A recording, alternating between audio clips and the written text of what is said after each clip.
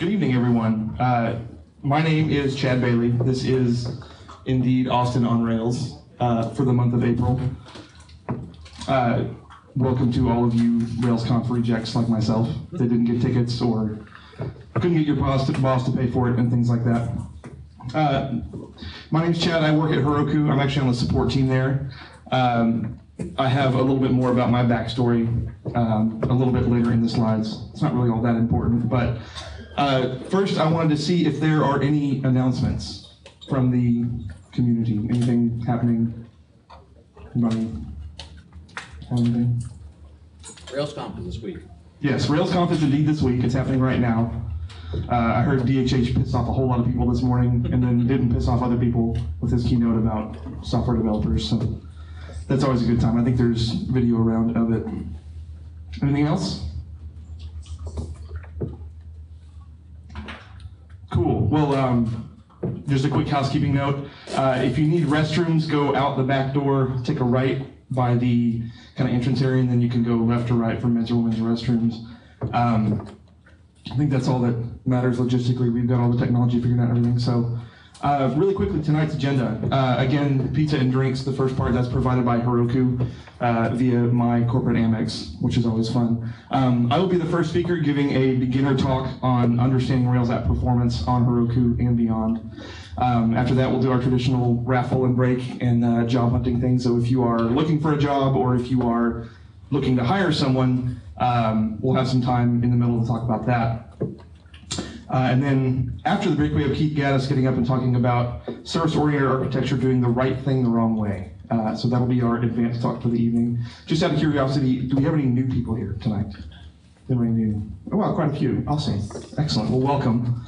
I am not normally the person that does this sort of thing. This is my first time doing this, so I'm kind of winging it. Normally we have Damon Klingscales, who's kind of the godfather of this sort of thing. He is actually not here tonight, but make sure if you come next time to say hi to him, because he is the one kind of behind the scenes that does all this stuff.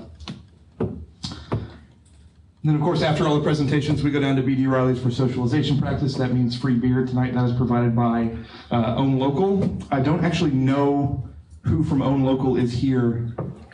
Awesome. Come chat with me at some point. Cool. And we will have a spiel from you probably right before we go drink. So, anything else? Any other announcements, any of that kind of stuff before we move on?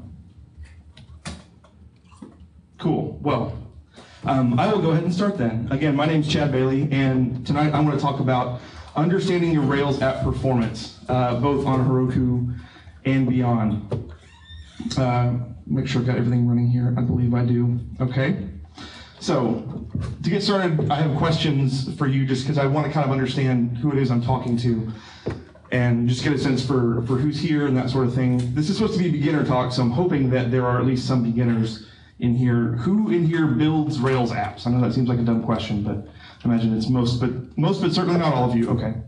What about who has ever run something on Heroku? Okay, wow, so almost everybody. That's great, excellent.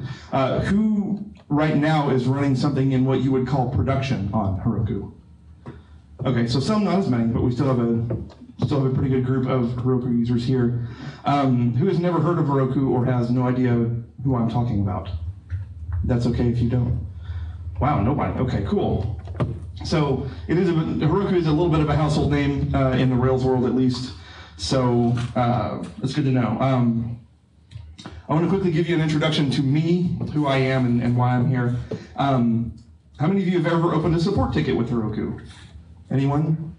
A mere smattering. Okay, cool. Well, if you have come to this page before. This is help.heroku.com. This is where we have kind of a combination of our knowledge base and as well as links to getting in touch with support and that sort of thing. If you have opened a support ticket, you might have seen that face answering one of your tickets before.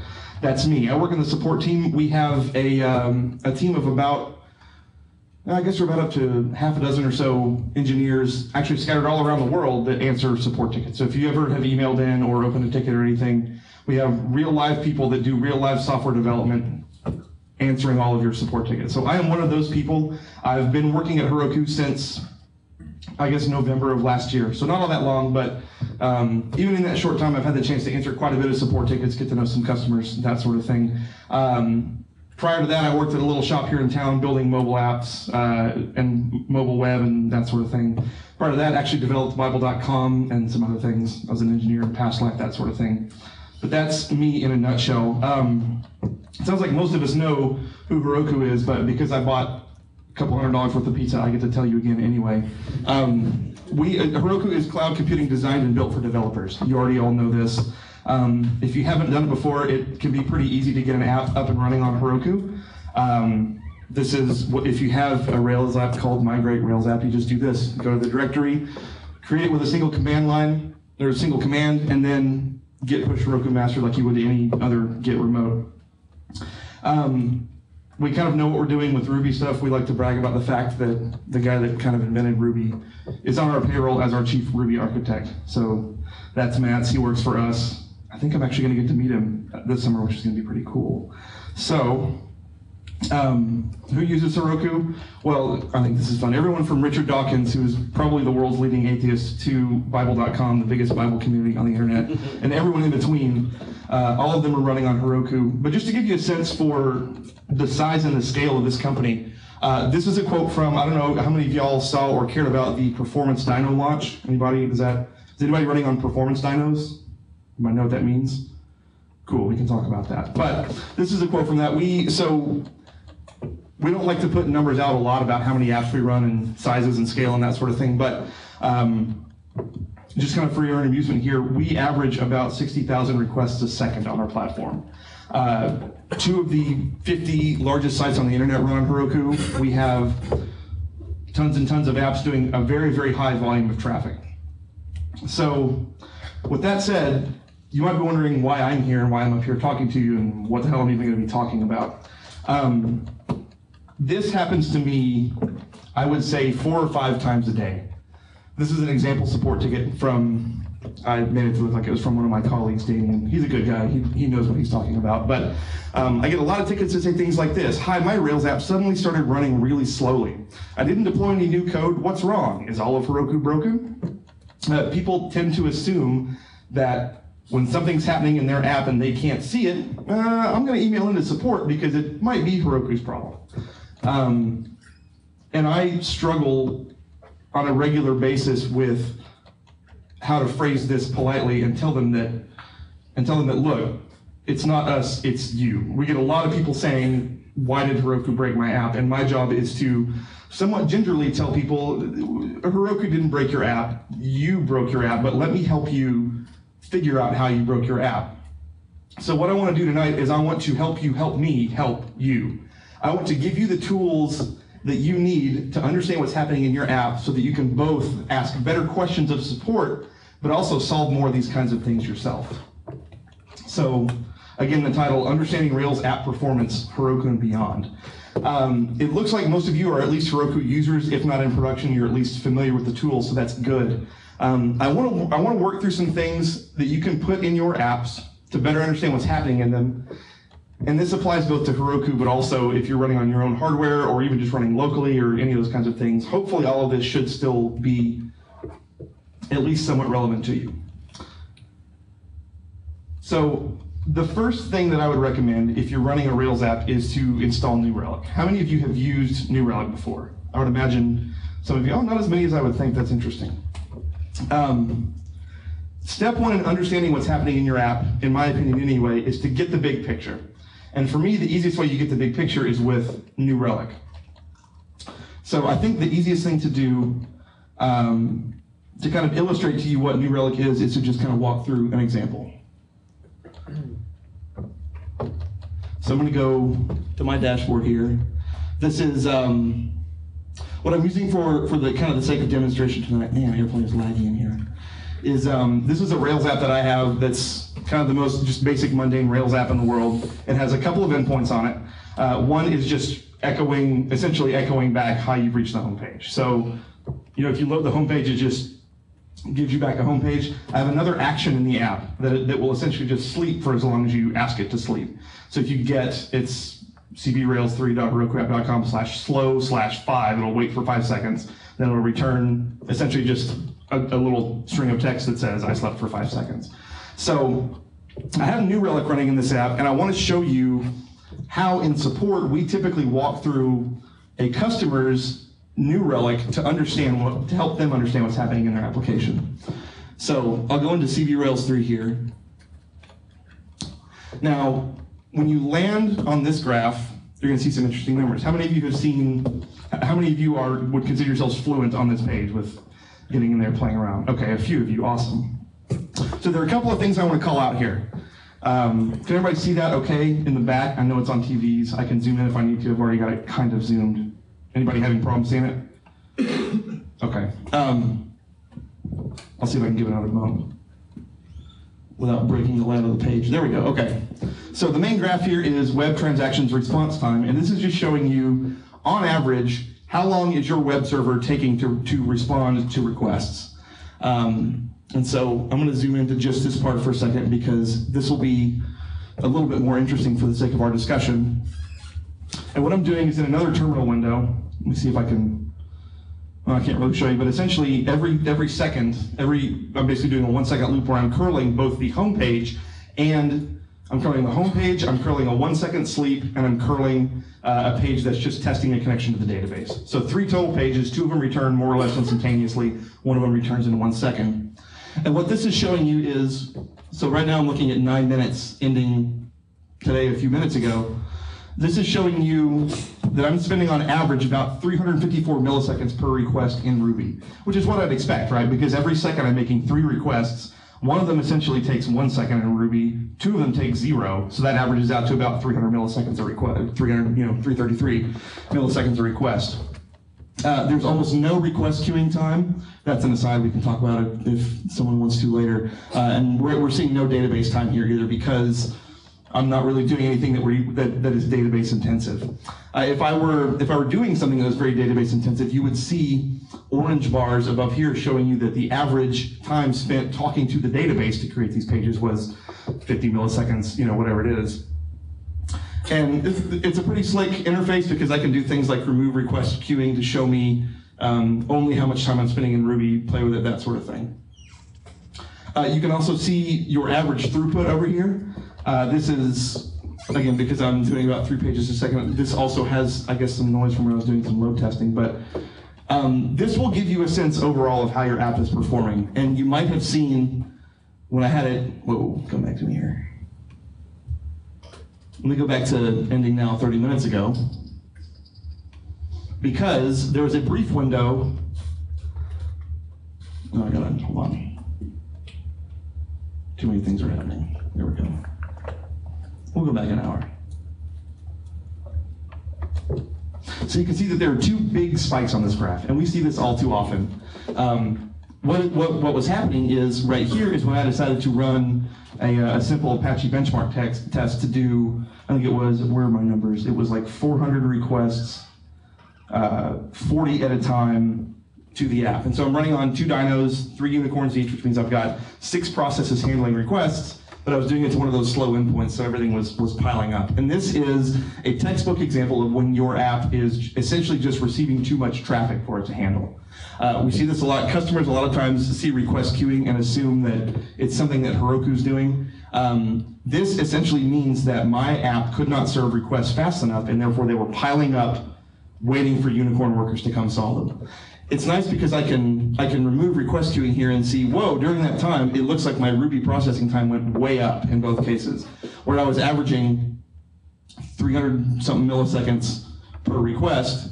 With request queuing on there, that jumps back, the part where we're having request queuing, that jumps to almost 4 seconds. That's because I happened to be hitting a slow page. This is what New Relic looks like when you have a flood of users come to a very slow page on your site. This is something that if you haven't seen before, you almost certainly will at some point. Any questions on this before I show you 2 other very quick screens that are useful?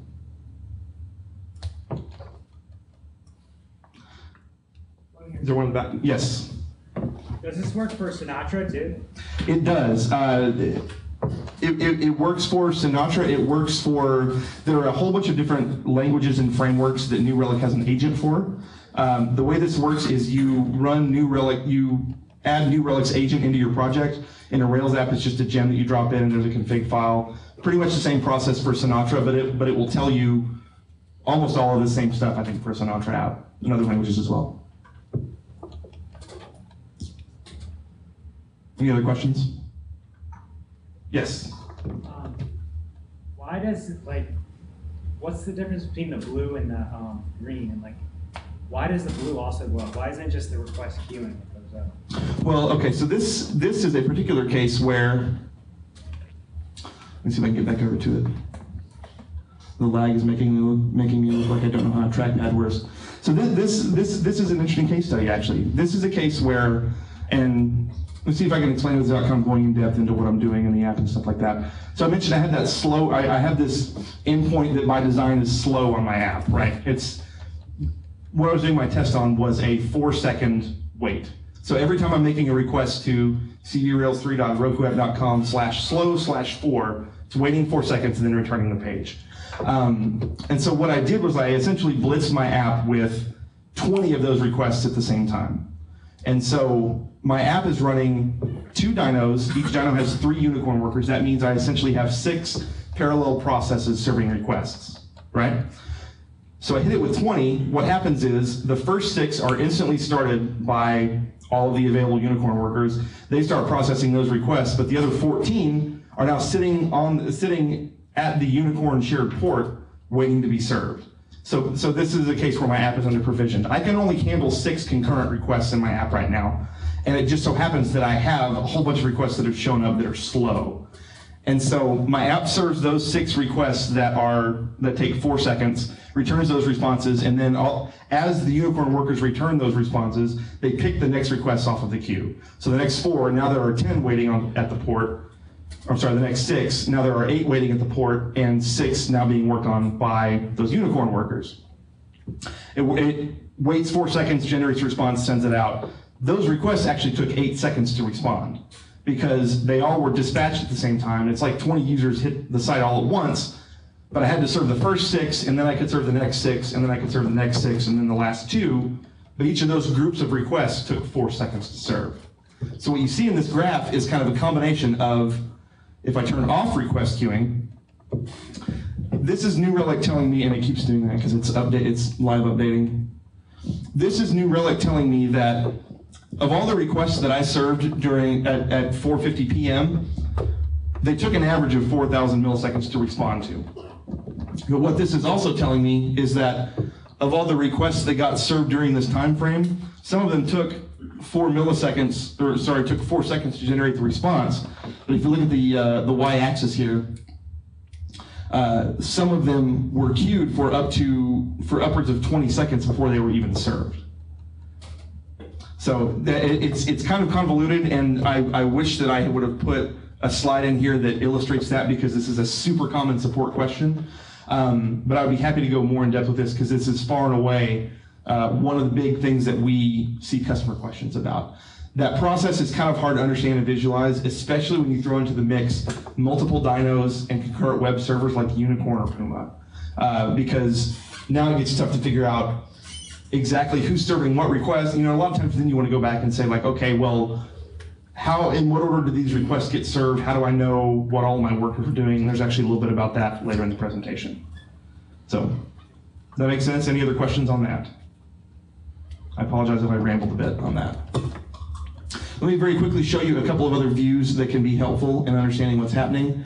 First is the transactions view. This kind of breaks down in some sometimes weird ways exactly what requests are coming into your app that are slow or not. So we can see here, for example, it will list all of my requests in order of most time consuming. I tend to prefer slowest average response time here. But this will show me that, hey, I have a controller action here that on average is taking almost 3 seconds to respond. My minimum is 1,000 milliseconds or 1 second because I did wait 1. And then my maximum is actually a little bit over 4 seconds because that was my wait 4. So it will show you all of your requests sorted by slowest average response time. Depending on the New Relic package you have, hang on, I think I just lost AirPlay. Come on back, there we go, all right. It will also show you slow transaction traces. If you want to see on, like, for one particular request, what about it was slow, you can click into that and it will show you, oh, well, actually it was the controller action itself took 4 seconds to run, rendering the text template, and then whatever the remainder is only took like 5 milliseconds. That creates your total page response time. So pretty powerful stuff in here. Likewise with the database.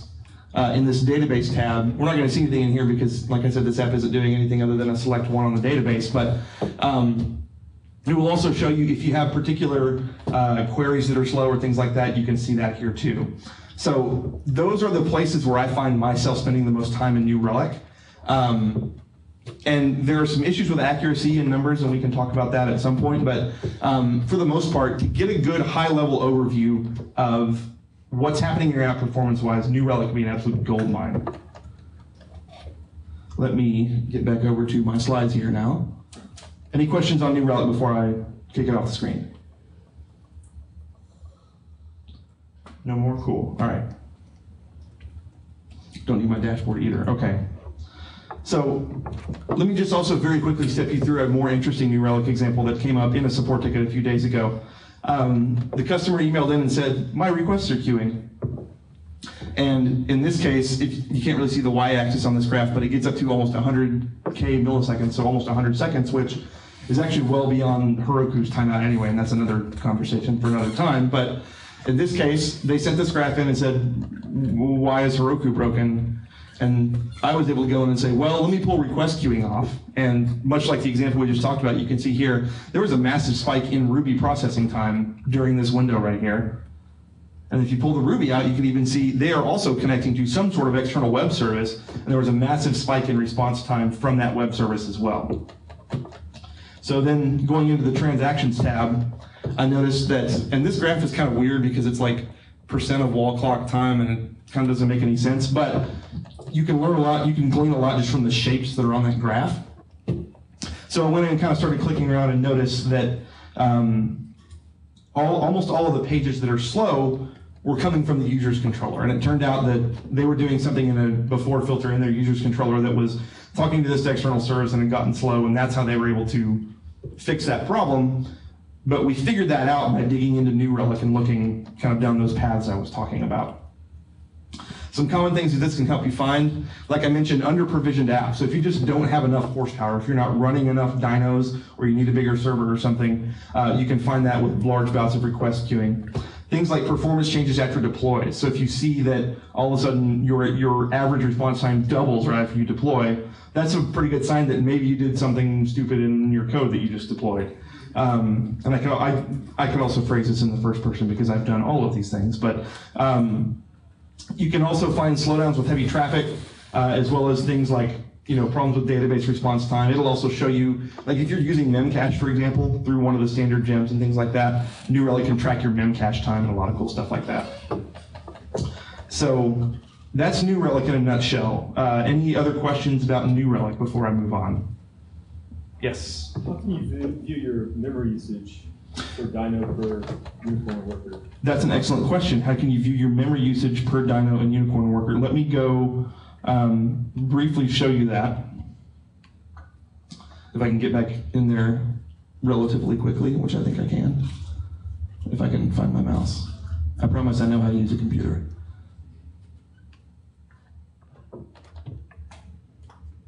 One tab that I didn't mention because it is occasionally kind of wonky on Heroku, and we are talking to them about this, is there's an instances tab, and this will show you information about your instances. Now, New Relic kind of has a funny picture of what instances are on Heroku.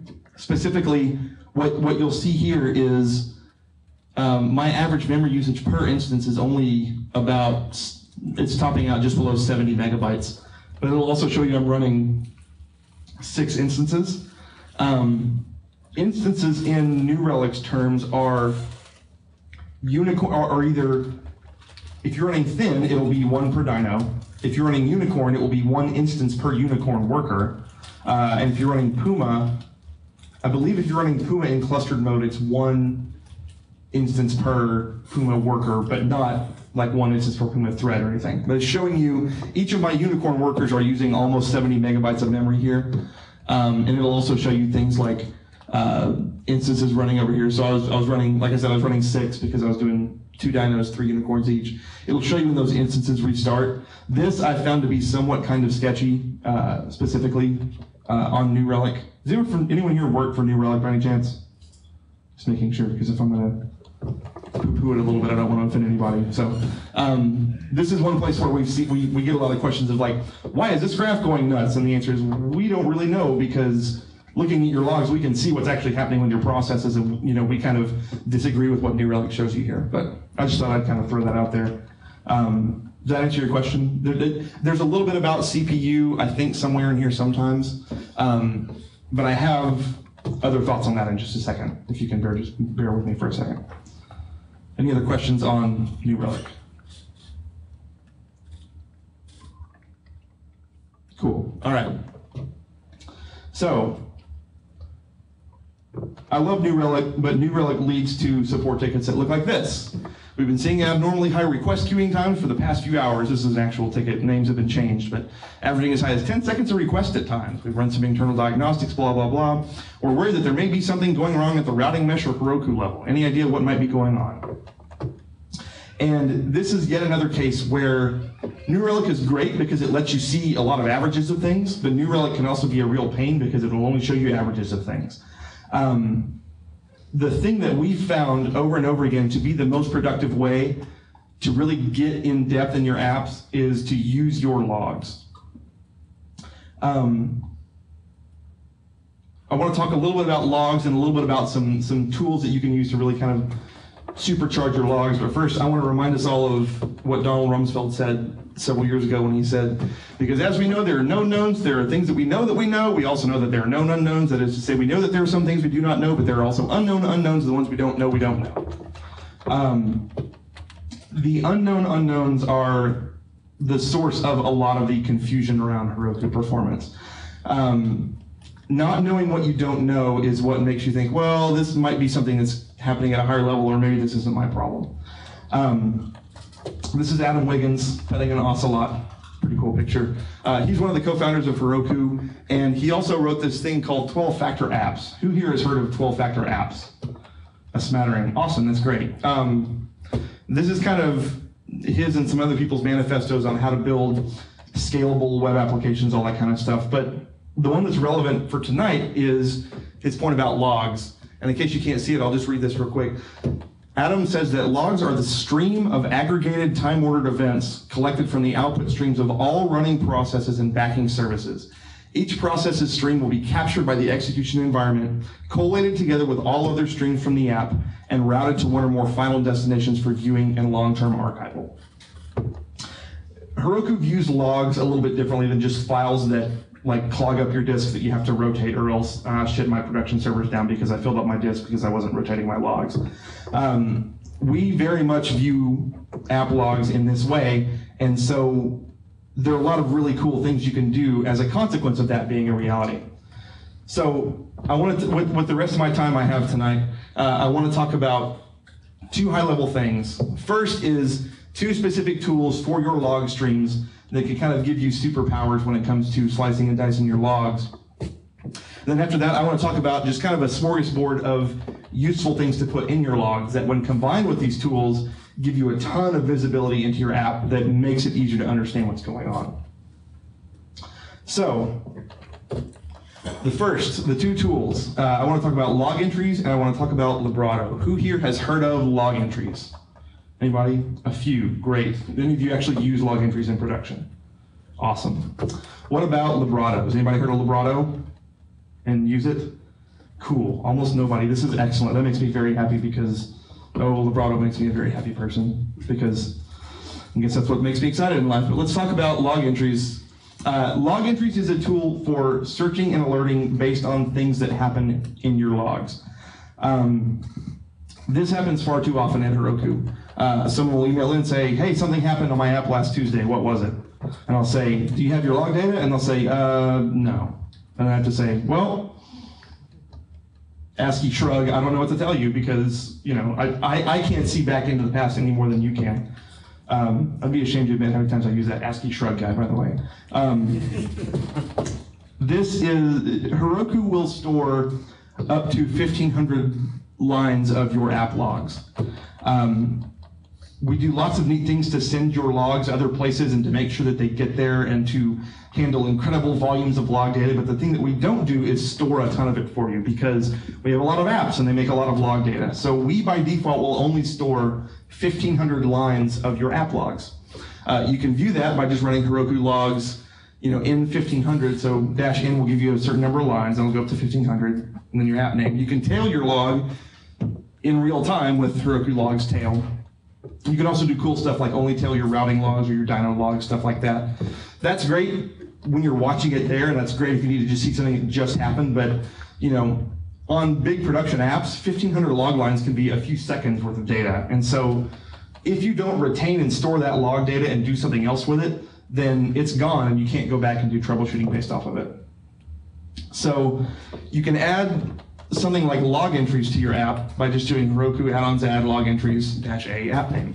Not very hard to install. It requires 0 configuration changes to your application. You literally type that in, it puts you on the free plan, and it's collecting your data. It uses something behind the scenes that we call log drains, which when we talked about that whole stream of data, you can specify where you want Heroku to send your stream of log data using these things called log drains.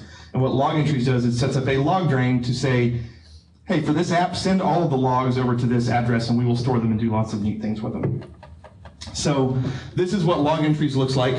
Let me go ahead and just skip to the next slide and jump right in and take a look at this. And I'm going to attempt to zoom this enough to view so we can actually see it. This is running on the free plan.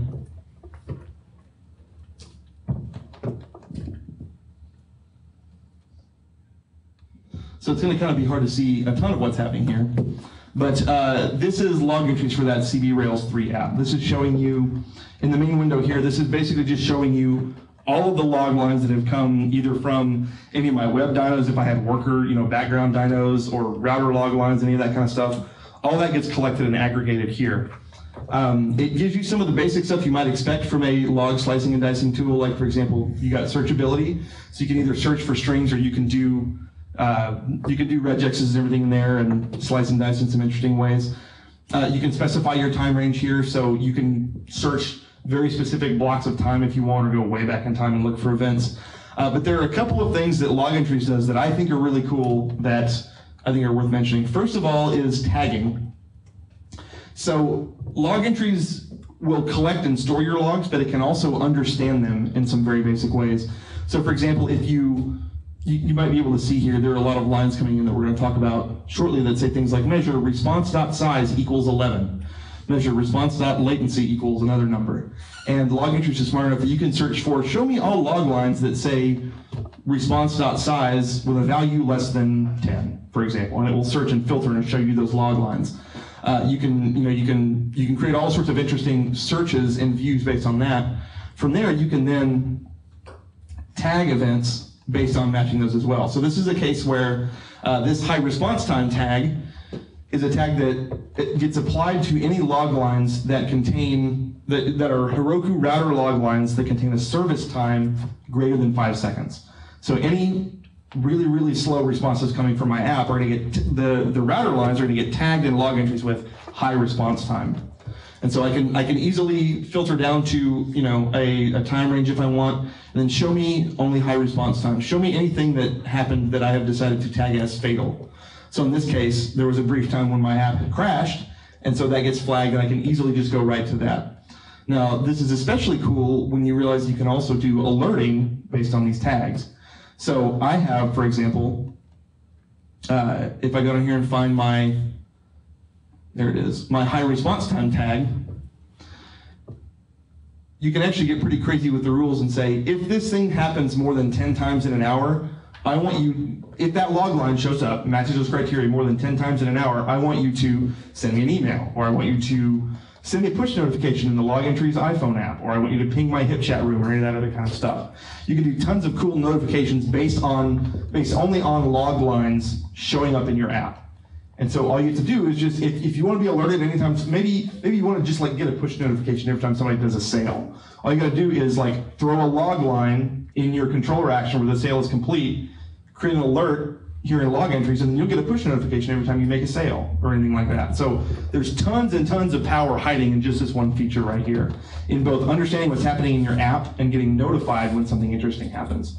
When I run apps in the past, this has been a godsend for me to just get bothered when, you know, like my database is getting overwhelmed, or, you know, like I'm getting really high request queuing or something. I usually crap out of this when I have to monitor an app that's in production.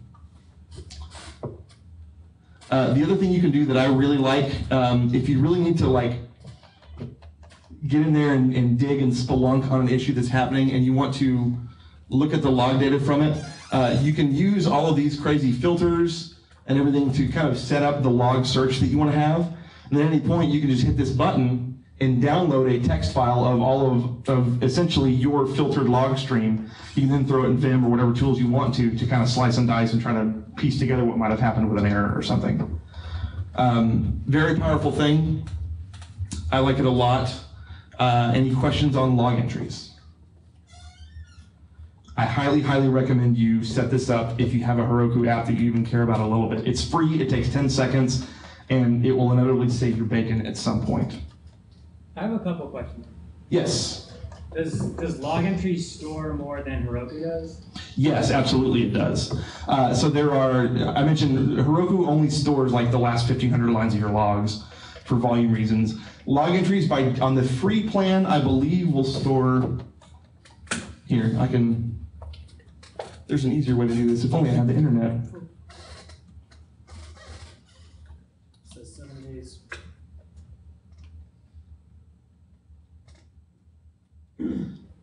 So it kind of depends on, among other things, your volume of log data and stuff like that. But they have a variety of pricing plans. The free one is up to 7 days of retention or 1 gigabyte of data per month. So it's kind of a whichever comes first sort of deal. But then you go with like the developer plan, $5 a month. You get 2 gigabytes per month.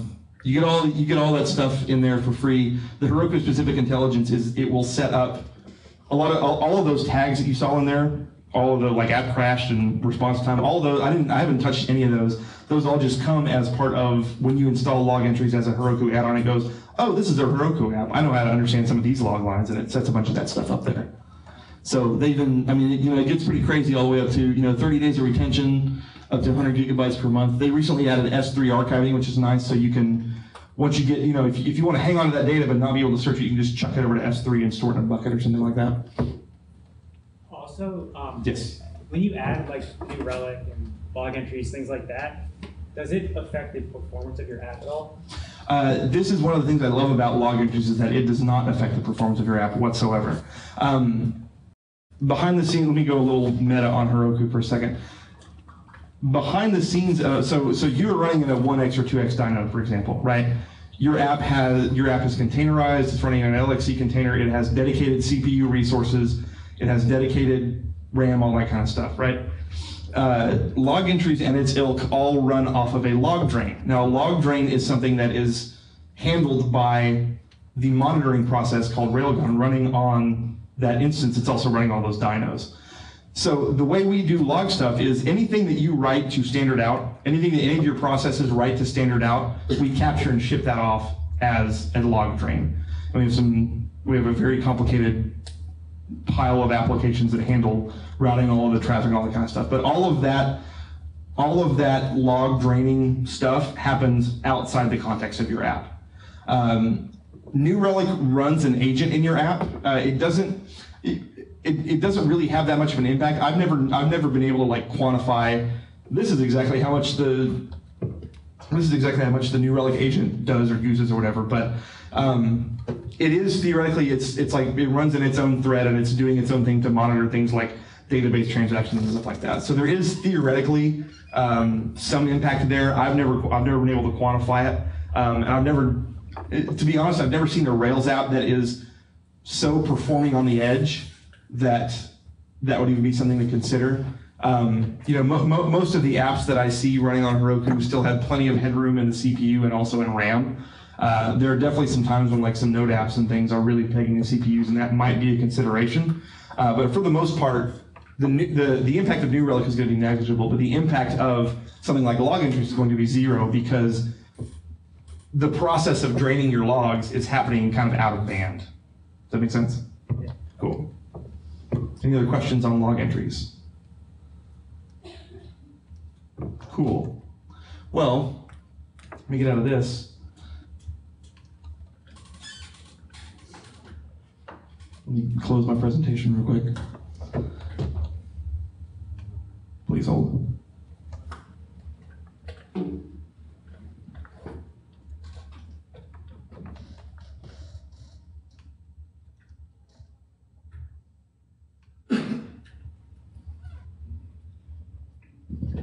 We're getting back there quickly, I promise. Keep past Donald Rumsfeld. Okay. So that was log entries. Log entries I love. It is awesome. But wouldn't it be cool if you could take the log draining characteristics of log entries and your ability to chuck in there whatever you want to, and combine that with the very pretty and useful graphs that you get from New Relic? Well, that is my new favorite thing, and that is Librato.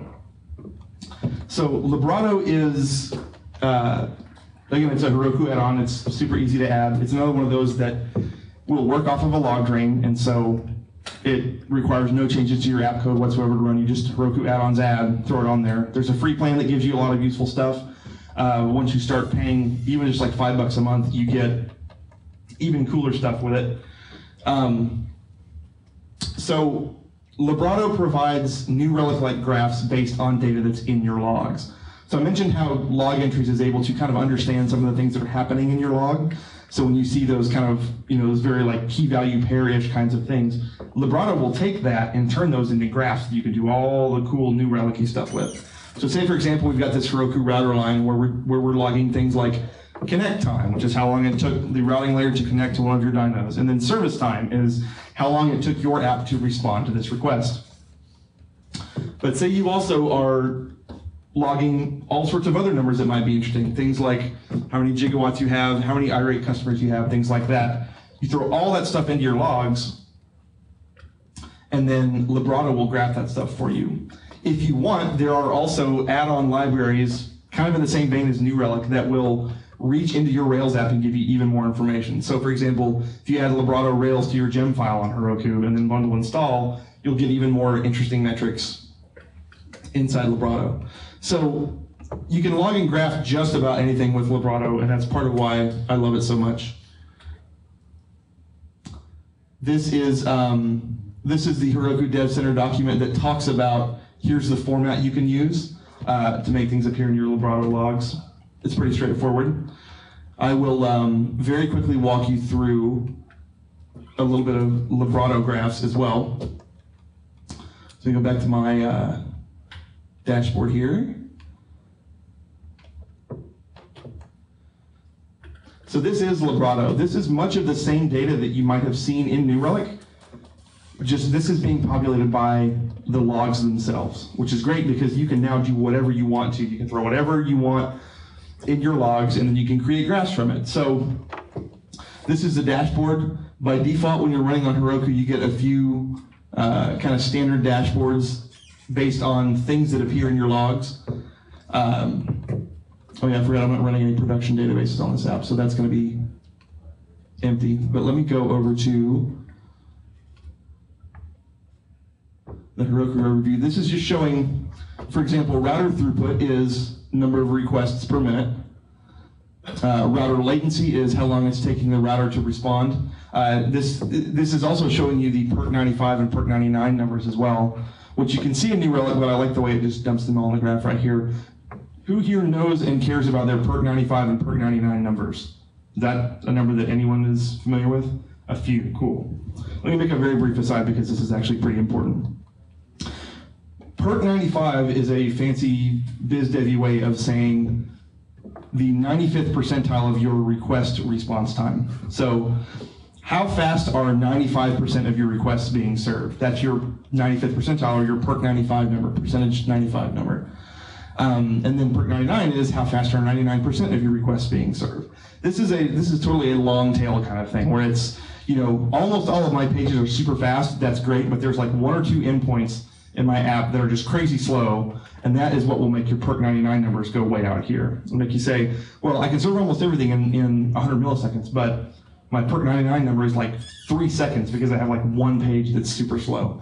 So it's really easy to see that here in like router latency. You can even see things like dyno load average stuff down here. But the cool thing is that you can create your own instruments. So I'm going to, so you can have dashboards that have multiple instruments on them, and then the instrument can have multiple measurements in it.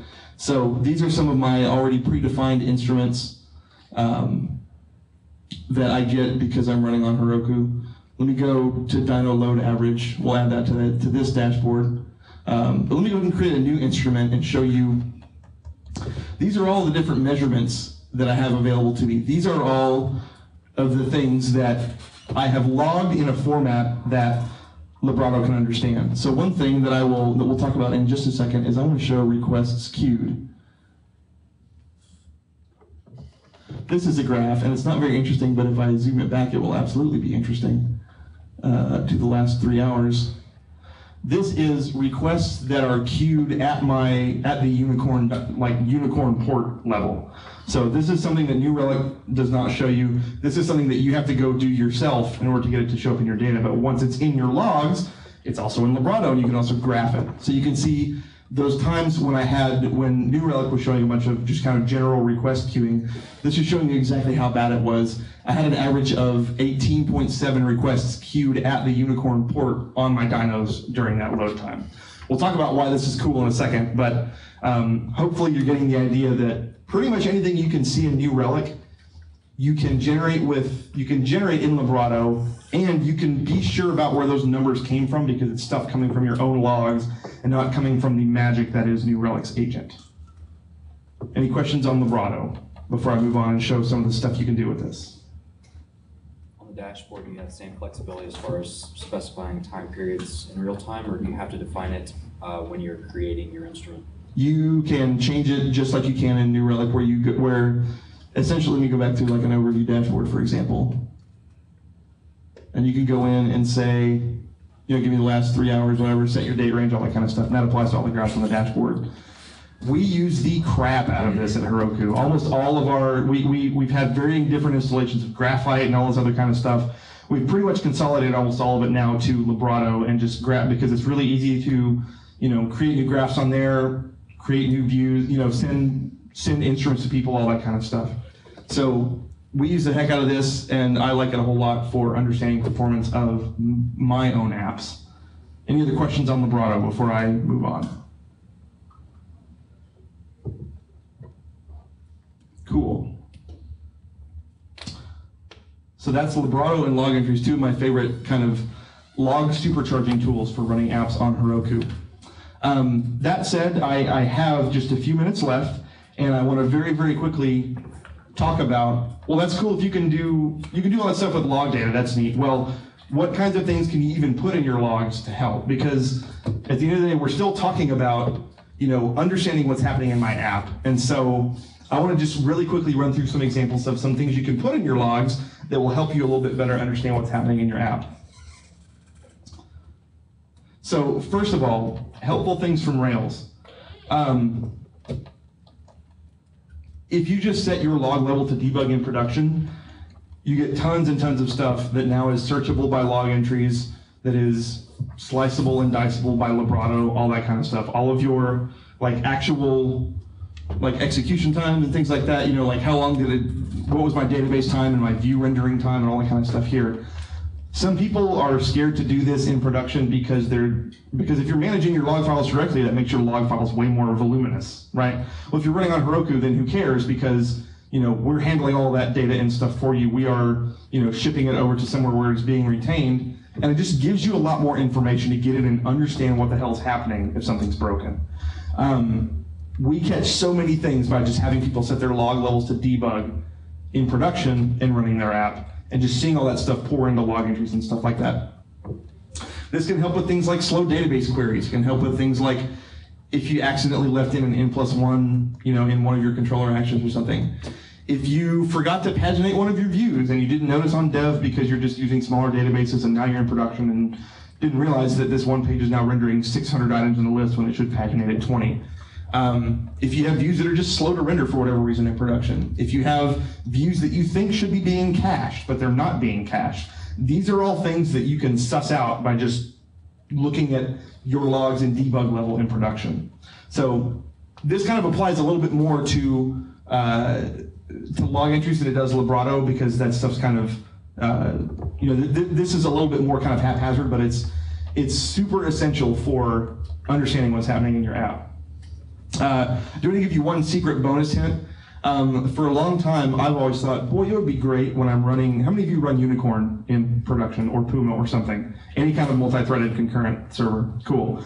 If you've ever wanted to know, boy, I wish I could tell, like, all these log lines are interleaved even from one dyno. Wouldn't it be great if I could know, okay, Unicorn worker number 1 was serving this request, and these are all the log lines from it. At the same time, Unicorn worker number 2 was serving this request, and now all that stuff is interleaved. There's a handy little hack that if you put this in your config environments production.rb, you can actually dump out the process ID, and UUID is actually a request ID. You can dump those into your logs, and that will make all of your log lines contain both the Unicorn process ID of the worker and the request ID. So you can then, that gives you another piece to kind of slice and dice and say, well, I need to track through what was happening with this one request. But if you had 3 Unicorn workers on one dyno, sometimes you can't see that because everything's all interleaved. This lets you split it out and then understand per worker what was happening. So that's helpful things from Rails. The next one is RAM and CPU metrics. You were asking about this earlier. Heroku on the platform, we have a feature that will dump occasional RAM and CPU numbers into your logs so that you can slice and dice them. And the way you turn that on, it's a Heroku Labs feature. You just type Heroku Labs enable log runtime metrics -a your app. And what will happen is every 5 seconds or so, you will see lines that look like this in your logs now. This is telling you that your 1 minute, 5 minute, and 15-minute CPU load average numbers. Who here has any idea what a CPU load average number is? A few, okay.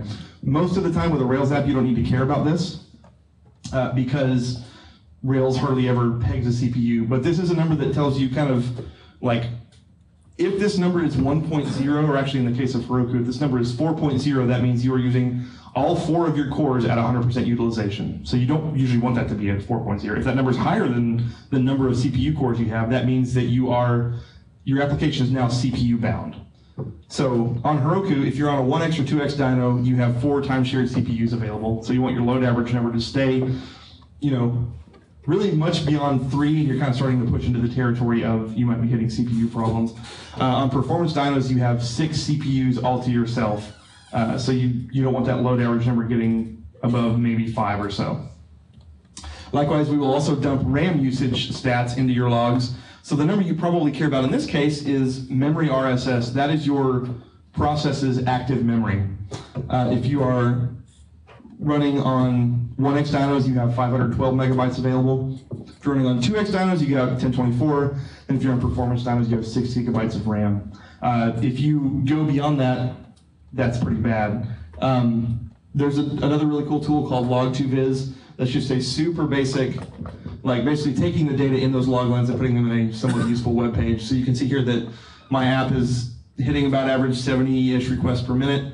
You can see my median and 95th percentile response times. You can also see that I was using 156 megabytes of RAM on average across my dynos.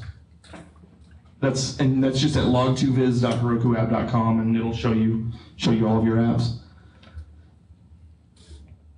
That is marginally useful. This in particular will help you with, if you are swapping to disk, you'll be getting errors and you'll see numbers here and you'll know because your app will get way slow, way fast. And also, if you want to tune the number of Unicorn workers you have running on your dynos, this is helpful for that as well. So that's RAM and CPU metrics. Any questions on those numbers? I'm happy to explain further offline if I need to, because I'm about out of time here. Cool. Those are kind of two of the big ones. The main one really is the Rails log debug stuff, but I also want to, and I'm sorry, Keith, that I'm very gently stepping into your time, but I'm going to go fast.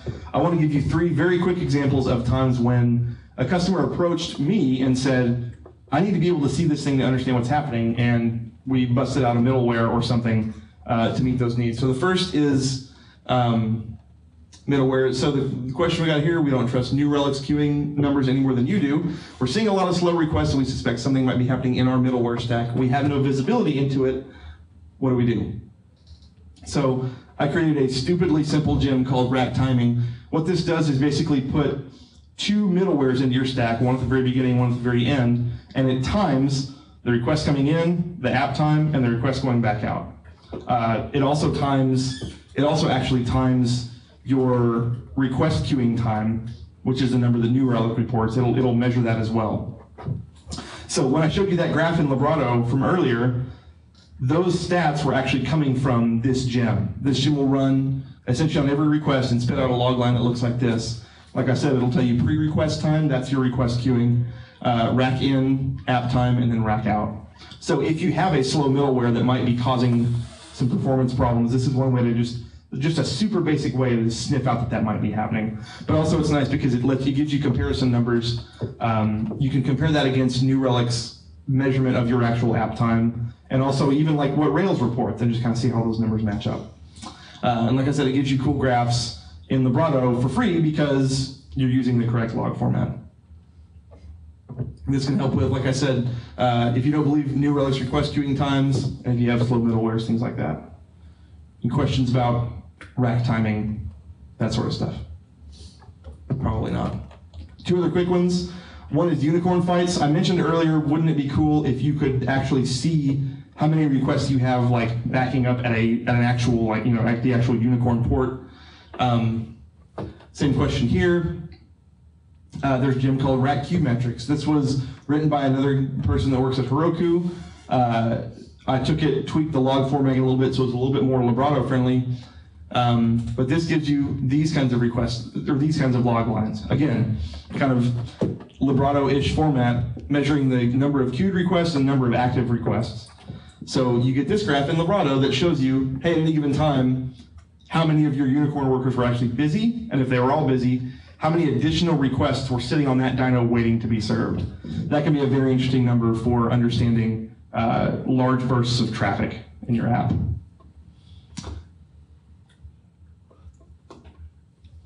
And then my final one for tonight is network latency. How many of you run multiple Rails or otherwise apps that talk to each other in a service-oriented style architecture? A handful.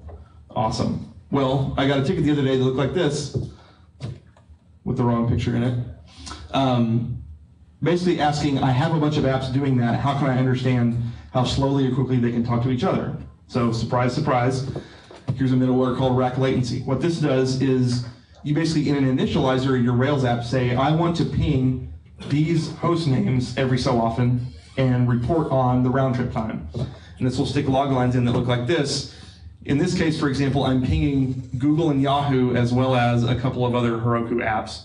And this is not actually a ping per se, this is actually doing like a head request for like the root of, like in this case I configured to go just ask for the root page. And so this is actually showing you like round trip time, how long it's taking to go to this other application all the way through the stack and get a response back out to me. And so this is another thing that's super handy to have on a Librato graph because, hey, there's all of the round trip times to all of your other apps if you're doing some kind of, you know, crazy service-oriented architecture sort of thing. Again, slowness in multi-app architectures, or even if you have some external service that you're talking to regularly and you want to just keep an eye on how long it takes you to talk to those services. I see a ton of cases where like somebody's using Stripe or something and there will be a little blip in response time from, you know, from Stripe or another external API. It would be great to have that data kind of in isolation, you know, not hiding in your other page requests and stuff. It would be great to be able to see like, wow, I was just pinging, you know, this API every 5 seconds and all of a sudden, boom, the ping went crazy. That's useful data to help track down things like that happening. And you can see that sort of thing in New Relic, but you can also see it very clearly in black and white in your logs, the way you want to see it using something like Vibrato in a gem like this. So those are kind of a smattering of things you could put in your logs that when combined with those two tools, log entries and Vibrato, I think give you some pretty awesome visibility into what's happening in your Rails apps. There's a lot more I could talk about. I'm already over my time. And there's, like I said, there's just a lot more to be said about this. There's a lot more to understanding what's happening in your apps. If you want to learn more, one thing I would recommend if you're interested in picking up a book about this sort of thing, a couple of my colleagues at Heroku actually, Richard Schneeman and Neil Middleton, both worked together on a book called Heroku Up and Running about successfully running production apps, Rails apps on Heroku. So I'd suggest giving that a look. Other than that, does anybody have any additional questions about Heroku or anything? I'm happy to talk shop with you on that kind of stuff. Cool, well then that's me. I appreciate it. Cool, so now we will move to break time. Quick poll, is anyone here looking for a job? We have a few people over there. Is anyone looking to hire people? A few people as well. Cool. Why don't y'all all come to a little dance party over here while we take a break. We'll break for about 10 minutes or so. We also have a raffle. I have 3 books tonight. I have The Principles of Object-Oriented JavaScript. It's a JavaScript evening. I have Learning Web App Development, Build Quickly with Proven JavaScript Techniques, and Speaking JavaScript, an in-depth guide for programmers. So I will put up either Raffler or a little script or something up here, and if you want to enter that raffle, just come put your name in up here, and we will reconvene in about probably 10 minutes or so.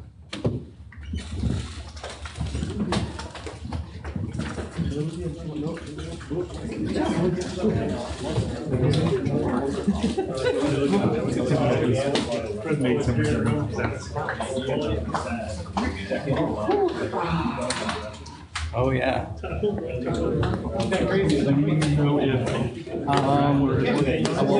who's looking? I am. You on local, right? Yes. I actually used to work for local back in senior active days. Oh really? What's your name? Andrew. Andrew?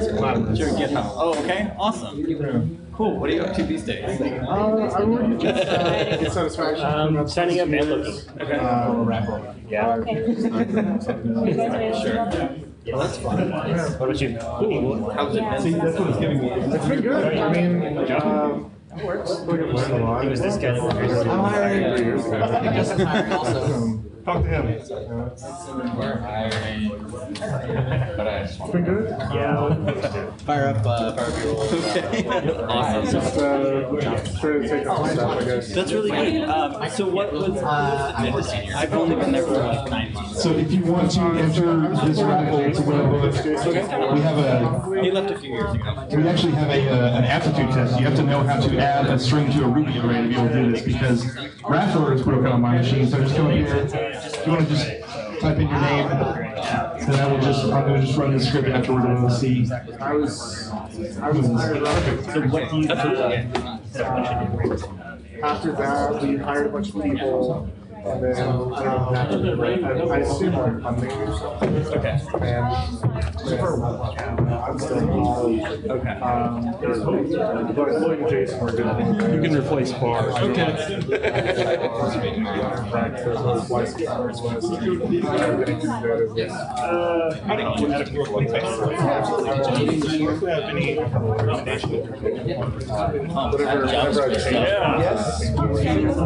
going on, man?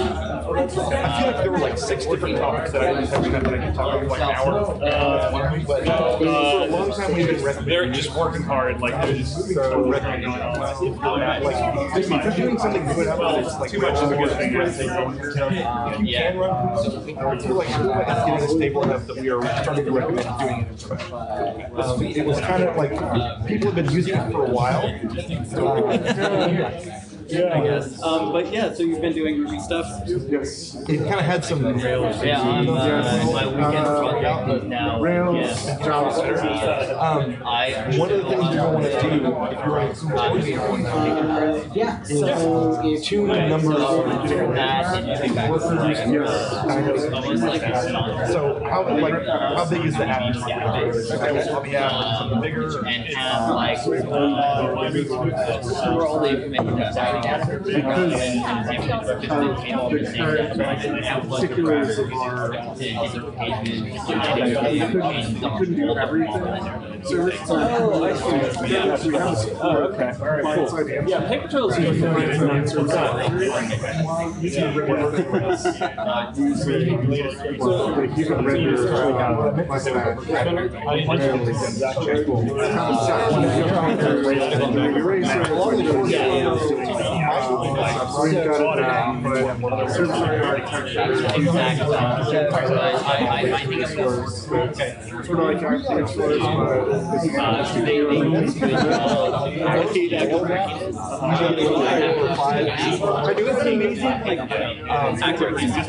But it was always So you can define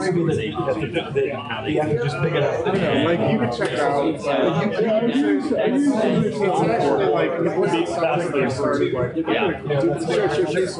the jobs that I was in before I was working for got my product back and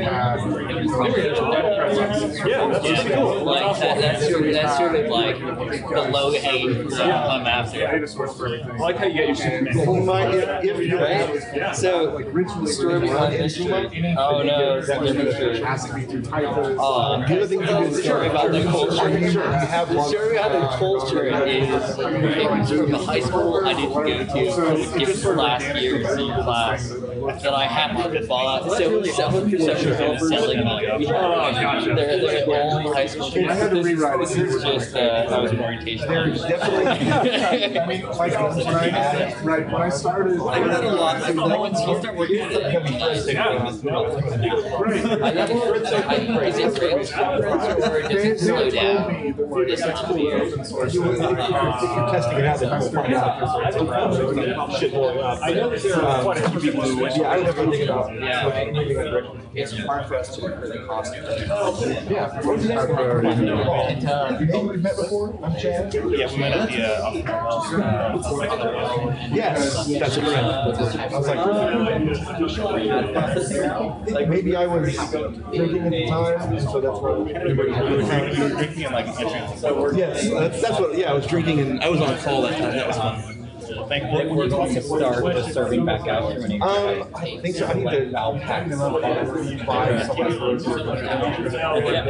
just going to be sending us like 100,000. I don't want to like put it out there And they just want to take their guy and pull it. Yeah, I'll try to get this out there relatively soon. It's going to be like directories or anything. So yeah, I mean, All over there? yes, that was sort of a thing. oh really? And the O'Reilly. Like the thing that I was about being like waiting so it takes one timing now. Yeah. That's why some of this stuff is a big deal. I mean, a lot of people I was only there for like just trying to understand because so much of the stuff only comes up in production that you need to have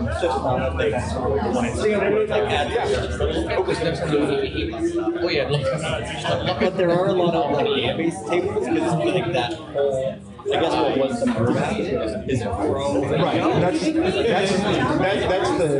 tricky thing. The thing that's kind of hiding in this whole conversation is the fact that this is all still.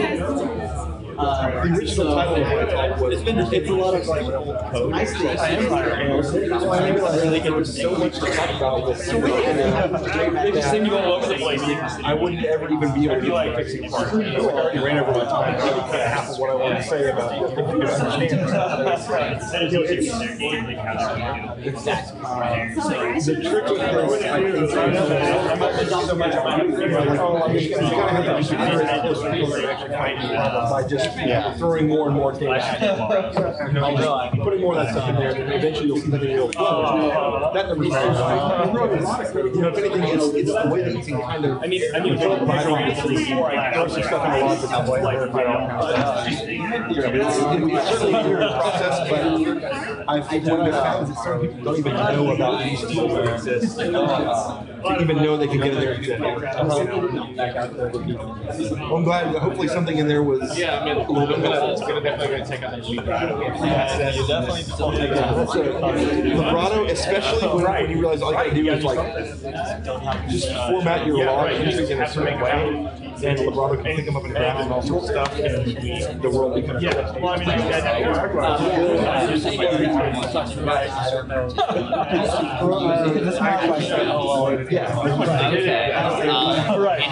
Any thoughts on that? Is there another service you use to test it? So AB is like just like the most basic, like stupidest, boring example of here's how you can just load it, right? I don't know I'm already sort of advanced by the product. It'll let you set up like, okay, send me this request from all of these different areas. Like it'll let you go geographically. We want someone and when you look at it, it looks like it's very expensive. $800 a month or something. Try to get second. You can run a load test for like 1 minute. It costs like a couple bucks. It's only a free tier. 1 to 450. Somebody's basically. He just got one free tier. How is it? So you work Nobody's telling him to come back. Everybody's basically like, that's a site that does. We go over basically running on, and so like I rewrote. It was like one monolithic SOA.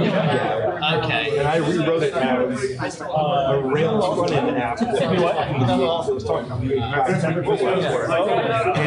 it works great. Everything's wonderful. But there was this like So there was a PHP API, and then Rails app. you say that, yeah. But it's the sort of thing where you're hanging out. Just reading down top of the Bible. It's so cacheable that like after the first, once you kind of talk to the versions and then like everything's just coming from one patch. Like it's just Bible history. I'm a great person. And so I'm just steering in the right direction.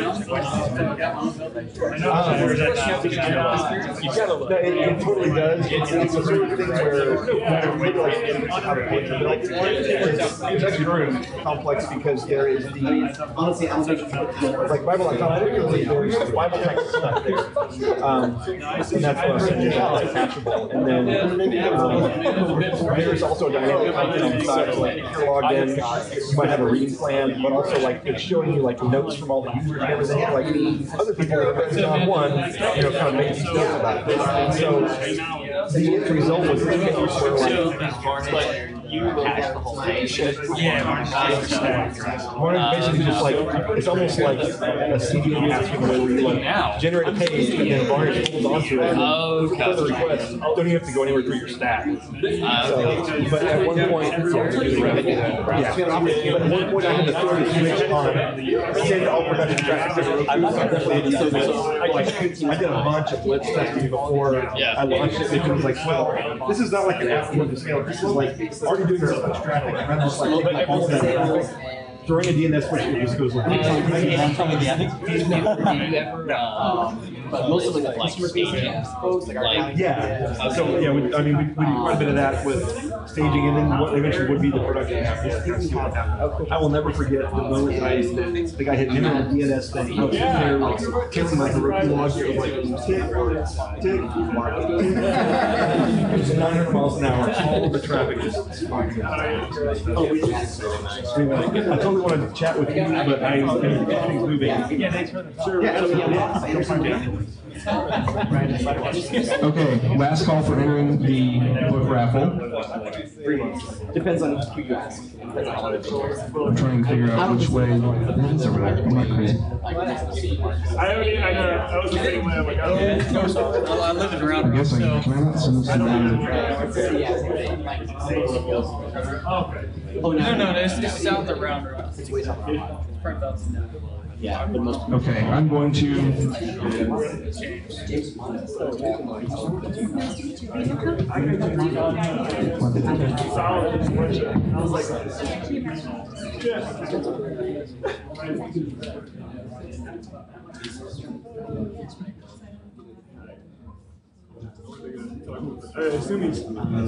Okay, AirPlay is not letting me move this terminal window to the other screen to show you the script I'm about to run, so y'all are going to have to trust me here.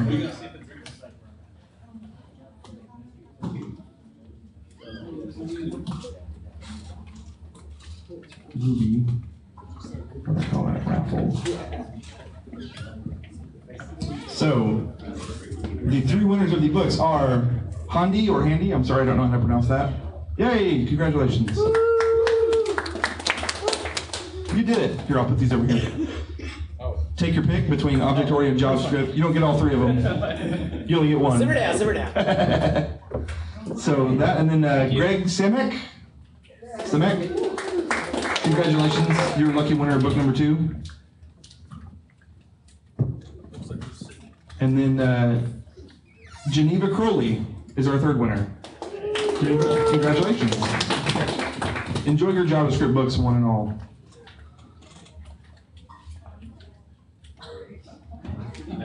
So with that said, now that we're behind on time a little bit, and I apologize for that, I will hand it over to Keith. AirPlay to co-working. You may have to disconnect first. Yeah, let me kill it.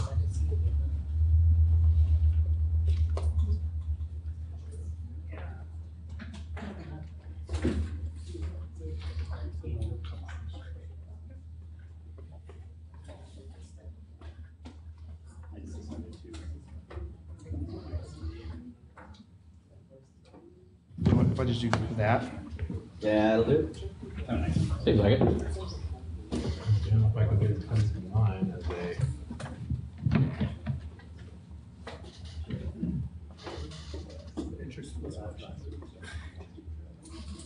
You guys just want to watch Frozen instead? Yeah. And if you have kids and are as sick of that movie as I am. Oh, it's great for the first dozen or so times that you watch it. Right. They start quoting it. Oh yeah. When you're 2-year-old, it is. Singing this, yeah, running through the house singing the songs, it gets a little. My 2.5-year-old son came up to me and said, "You can't run from this."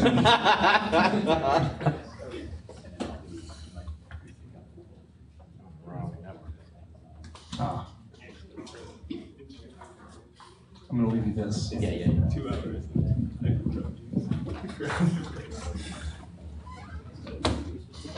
So, similar to Frozen. Yeah. Didn't say many. Say co-working? Yeah, co-working. Success of everything. Everything. Then what you want to get. Okay, everybody read that okay? Is the color bad for anybody? Any colorblind people? I'm not sure this is actually a scheme that's bad for colorblind people, but so has anybody seen DexSet before? This is on Hacker News a while back. It's like a fancy Mac app to turn Markdown slides into this. I don't like it very much, but I used it. So, you can check it out. It's easy, but the formatting sucks. So my apologies in advance. So the name of the talk is Monolithic SOA, doing the right thing the wrong way, or was it the other way around? I've had the name of this talk stuck in my head for a while. I like conundrums. And, it seemed ironic for the age of the hipster. So anyway, so we're going to talk about how to start moving your monolith into the direction of a service oriented something resembling an architecture. My name's Keith. I go by Karma Junkie online.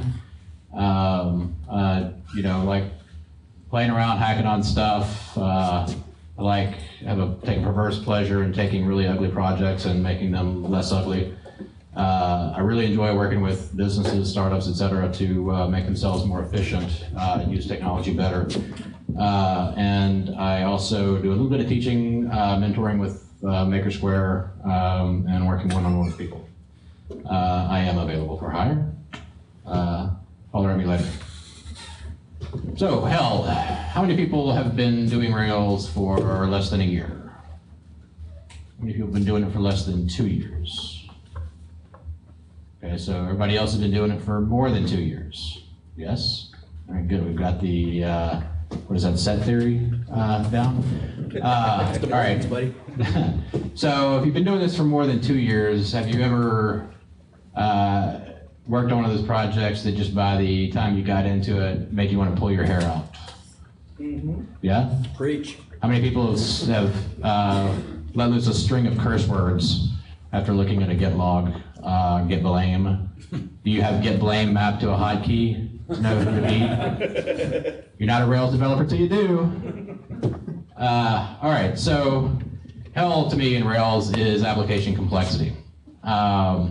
There's another, you know, the old saw is Rails doesn't scale, right? And back in the early days of Twitter, and when Twitter was making its migration over to a lot of JVM-based technology and languages, the criticism was all Rails doesn't scale, and it was completely misguided. The reason for that, it was right, but it was also completely misguided. The reason for that is they were criticizing Rails about the wrong thing. Rails scales just fine on performance. There's lots of tricks you can do to make it perform better.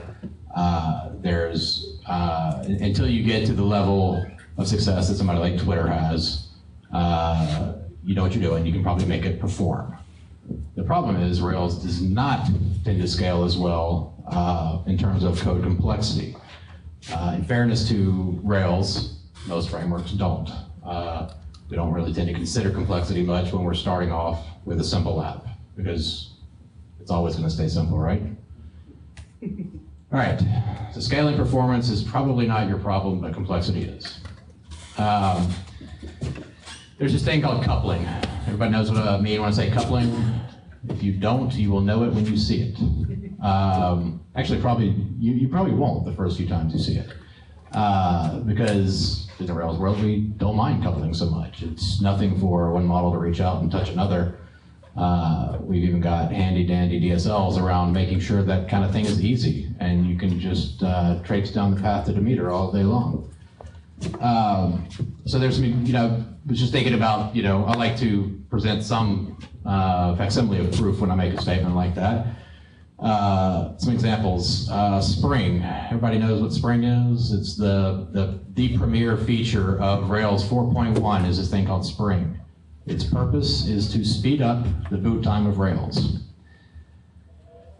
I can't begin to tell you how screwed up that is. The best feature about Rails 4.1 is a utility we have that's, granted, fairly transparent now, that is there to make Rails hurt less. That is so screwed up. Rails is an abusive framework. Why does Rails need this? Because it's a kitchen sink framework, right? It's got everything but the kitchen sink, or including the kitchen sink. Big problem with the kitchen sink framework is that first you have to build a house around it. That happens every time you boot Rails. That happens every time you run reg spec. It happens every time you want to get into the console. Another minor example, inflections. This is one that I was pissed about the other day, so it ended up in the list. Try to use inflections by themselves. I dare you. All right? You can go and you can try to copy it out of active support. Just take the class out. That's not going to work because it depends on some fairly basic abstractions in active support itself. Active support's a great gem in a lot of ways, especially if you're already using Rails and you've bought into the whole framework. But if you are just trying to use some, you know, nice little utility like classify or humanize or something like that, that's Yeah, it's a nicety. Everybody likes it. It makes it's easy to translate a class name into something readable, and it's you can't take it out of active support and do it by itself. So that's another example of the coupling that occurs there. Testability, Rails' big thing is tests. Everybody likes tests. You got to write the tests because we're in a dynamic language, and you will shoot yourself in the foot if you don't have some tests. Rails testing kind of sucks. We've got lots and lots of support for writing tests, which you need because there's an inordinate amount of coupling throughout the framework. Why do we need a gem called RSpec Rails? Because you can't test a controller without a ton of setup work going into it. You can't just create an instance of the controller and then, how many people know how to create an instance of the controller? Just by itself. Anybody? I sure as shit don't. You can't do it. So the testability is kind of the nail in the coffin for me because as some of you have been around for a while know, I'm kind of a freak about tests. So how do we get here? Chapter 1 was the road, or hell, and now we're on the road to it. Leaky abstractions and impedance mismatch. Active record is the grandfather of all leaky abstractions. What do I mean by a leaky abstraction? Anybody heard the term before? Probably. It's thrown around a lot. Nobody really thinks much about what it means. But an abstraction, I think everybody's probably got a pretty clear idea about. It's something we put over an idea to make it translatable into code. It's something we can manage in a code base. A leaky abstraction is one in which the technology behind the abstraction is forced out through the very pores of the skin we put over it, and it ends up bleeding all over our poor users. Database and persistence concerns are what's leaking out in this case. I'm going to get more to that. And in my mind, this is something I have a love-hate relationship with. Active model. Everybody know what active model is? Anybody not know what active model is?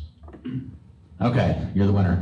So active model is basically a set of standards. It's wrapped up into a gem, but you don't actually have to. You can implement active model without using the gem. So it's basically kind of some rules around duck typing, an active record thing.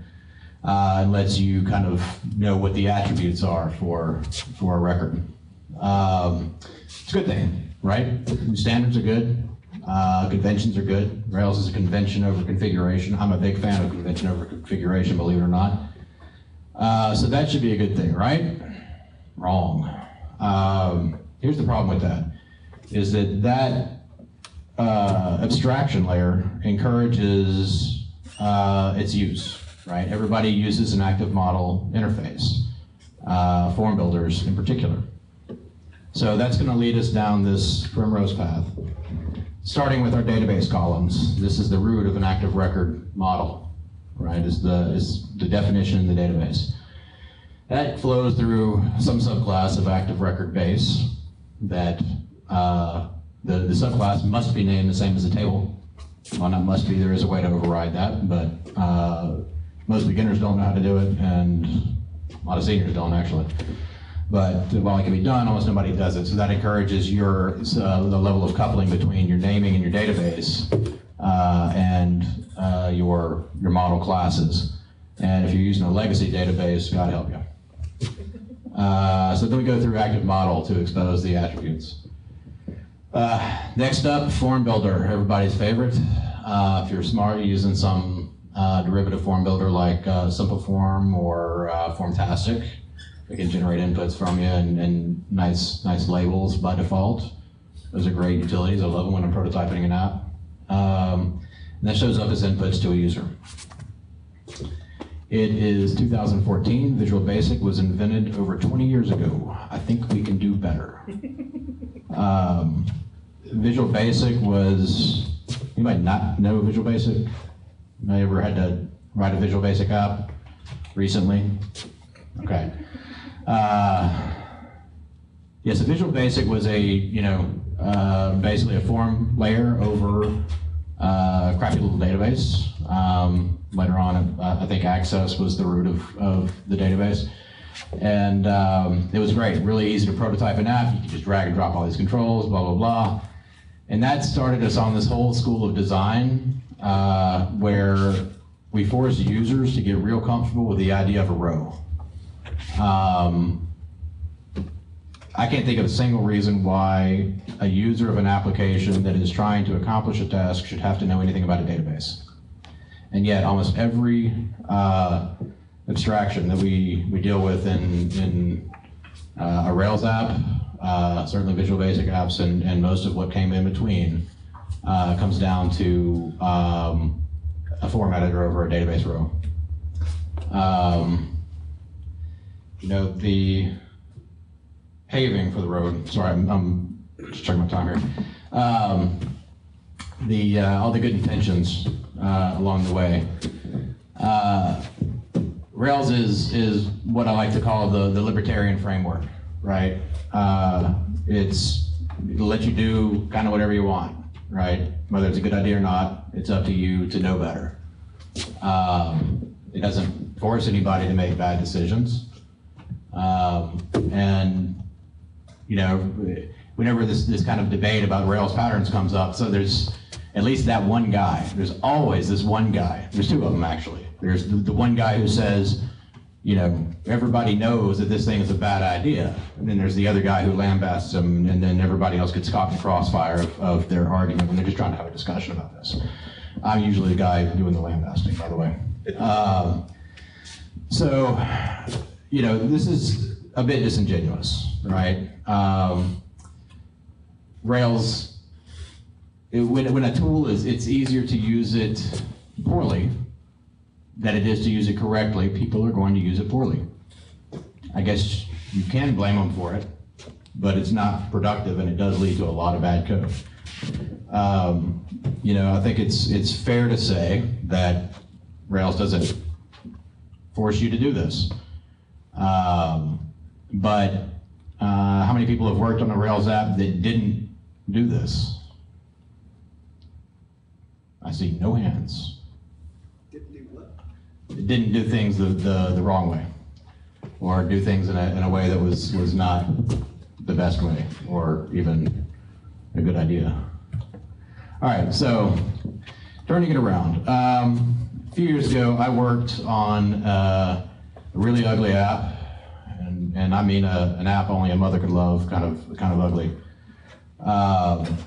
And I was pulling my hair out with this one a long time, and you know, eventually, you know, came to this place of you know, recognizing kind of the roots of the problem, and I certainly my evolution as a Rails developer has gone through a lot of love-hate moments. Loved it in the beginning, solved a lot of problems for me for the kinds of apps I wrote back then. And as my skill as a developer grew and the complexity of the apps I wrote grew, I came to realize that what served me in youth was no longer cutting the mustard. So I came across you know, some writings by a guy named Greg Young who wrote about a pattern called CQRS, and event sourcing, and a lot of that grew out of a school of thought called domain-driven design, which has its root back in the 90s. I think it was published around 2003, 2004. You know, and it kind of caught on in a big way, especially in the .NET and to a lesser degree the Java world, and never really made its way into the Rails world, or it's starting to.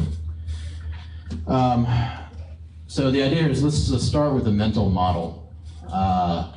This is not the same as an active record model. This is your conception of the universe of code, right?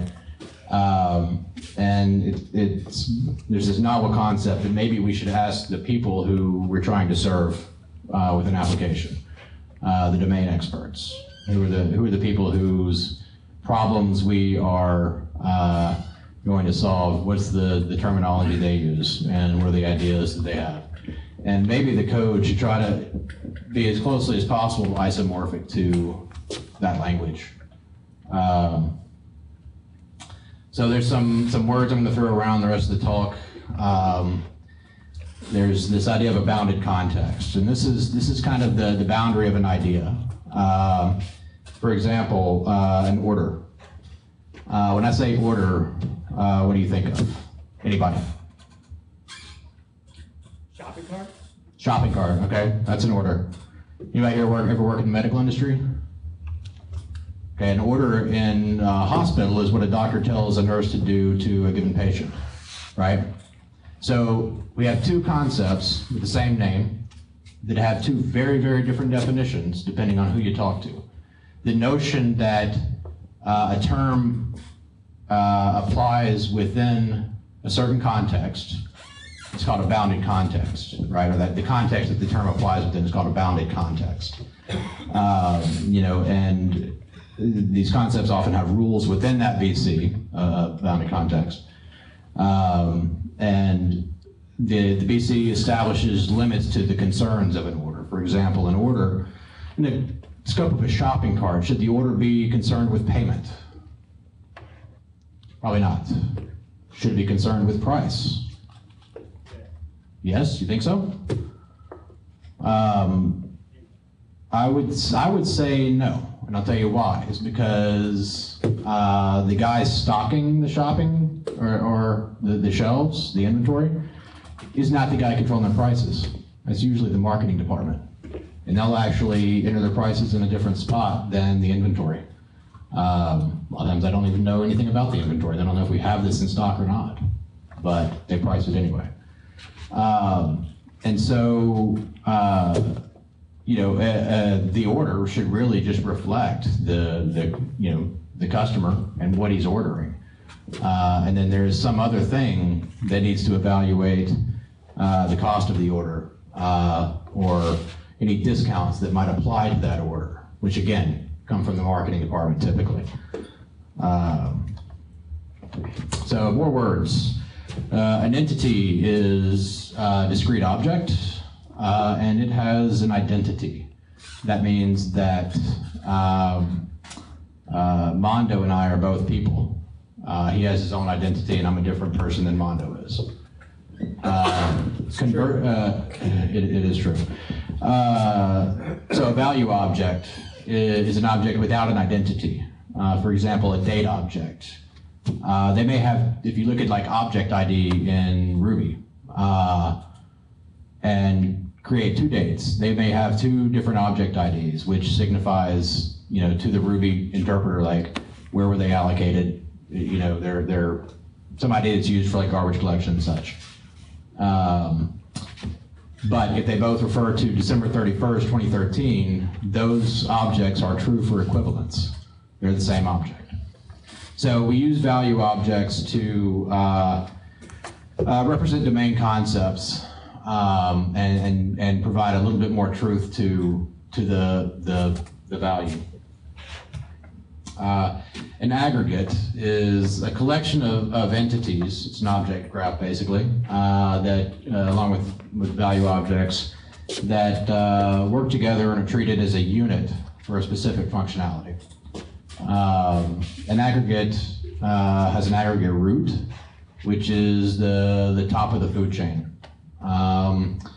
For example, let's see, you know, a car aggregate, you know, to go back to your freshman year computer science course where you learned about object-oriented design, would have, you know, the frame, the wheels, the tires, the engine block, et cetera, all these parts. But when we talk about the car, we talk about a vehicle with license plate XYZ123, right? That is the aggregate root. It's the combination, the entity holding the reference, and when you say car.drive, right, what are you talking to? You may decide that the gas pedal should be the aggregate root, and it's going to be gas pedal.push. And that message is responsible for affecting change within the rest of the aggregate. So our goal tonight is to take a piece of crap, tightly coupled monolithic Rails app, and factor out a domain model separating bounded context into discrete services and modules. this is necessarily abbreviated, as you can imagine. These things don't grow overnight, and I'm not going to be able to unravel it within the context of a hour-long Rails talk, unfortunately. My life would have been a lot easier if I could. All right, so we're going to go through a series of steps here, starting with crying for a while. Next thing, take a look at the domain. Try to understand the problem you're trying to solve. Identify missing abstractions if you can. Look at the bounded contexts and try to draw some aggregate boundaries. In other words, figure out what you're doing. Take a look at what you got and figure out where you want to go. Start to draw out the main concepts. What I've found in the process that I've kind of come to over the last few years is that the easiest way for me to start doing this is with command objects. Command objects are, I think of them kind of as junk boxes sometimes when I'm early in this process. It's not where they should be. It's not what I want them to be. But when you're cleaning out the office of a deceased relative, and you've got to start like boxing up all their stuff, right? We get boxes out and start putting it around, and then if you're really anal and not just going to throw it out to the dumpster, then you start putting it in boxes where things go together. And by shifting things around, we start to evolve a model of, the office. And a good place to start with, as I find, your mileage may vary, is with controller logic. Fat model, skinny controller, all that doesn't work out so well in practice. And if you're dealing with a legacy app, you probably actually never got there in the first place. This is a good place to start. You may also want to start with those fat models, right? Anybody ever seen a 500-line method on a model? Yeah, I thought so. The rest of you are liars. So that may be a good place. Basically, anything you've got that fills up more than a page might be a candidate. Next thing we're going to do is use an event bus of sorts to start publishing events. I gave a talk last night on messaging, and this is a special form of messaging, and one of my favorites. The next thing we're going to do is try to start observing these events. Anybody remember the heyday of observers in Rails? Yeah, anybody remember that? So raise your hand if you like observers today. You are flat wrong if you said no. Like everybody should be raising their hand right now. Observers are great. The problem with observers is that you are observing the wrong thing in Rails. You're observing the database. You're observing SQL statements.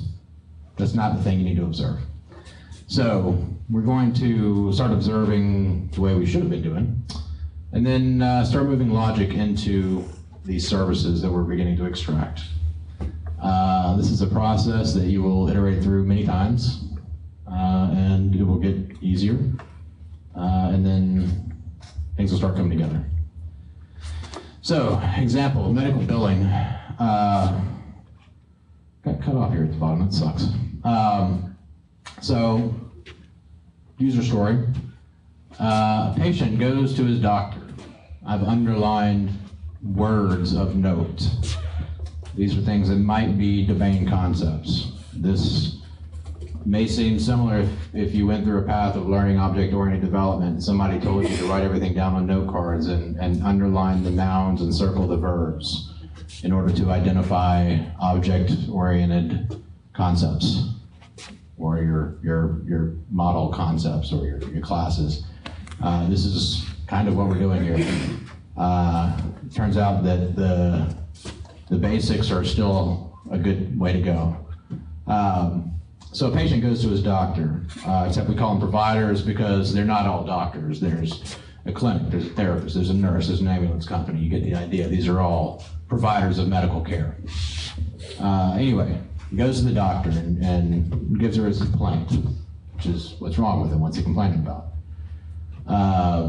After she gets some medical history from the patient, that should probably be underlined as well, she makes a diagnosis. she gives her nurse some orders. There's that word again. Writes a prescription. The patient pays his copay when he arrives. His out-of-pocket maximum has not yet been met.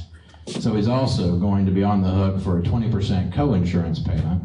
But we don't know what that is yet because the payer has to send our EOB after we submit the claim. We'll send him a bill after we submit the claim and find out the allowed charge for each CPT code and what portion the payer pays and what he's responsible for. So there's a whole bunch of words there. I know because I typed them all. And some of them are kind of obtuse, like what's an EOB? Well, in the insurance world, an EOB is an explanation of benefits. It's a document that the payer, your insurance company usually, may also be Medicaid and Medicare, who are not technically insurance, they send it to the provider submitting the claim. It explains what the rules are. If they have a contract with the payer, how much they're allowed to charge for this particular CPT code. CPT code is what signifies a procedure, something the doctor did.